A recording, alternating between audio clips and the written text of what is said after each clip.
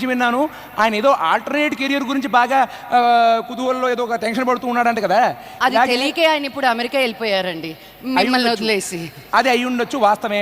మొన్న ఇలాగే మా చారీ అంటే ఎర్రబొట్టు పంచకట్టు పిలక జుట్టు పెట్టుకుని చంద్రకళ అని అమ్మాయి చూడు తిరుగుతూ ఉండేవాడు. చూడు మా అగ్రహారంలో ఉండేవాడండి మా సీనియరు.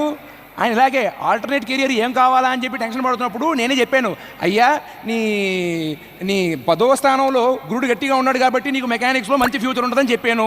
అప్పుడు ఆయన ఒక మంచి మెకానిక్ షెడ్ ఓపెన్ చేసుకుని జనతా గ్యారేజ్ అంట బాగా సక్సెస్ చేసుకున్నాడు. అంతా శుభ్రంగా నడుస్తుంది కాబట్టి నేను మన అలీ గారికి 4-5 మంచి విషయాలు అలా చెప్తాను అనమాట. అది అర్థమైందా?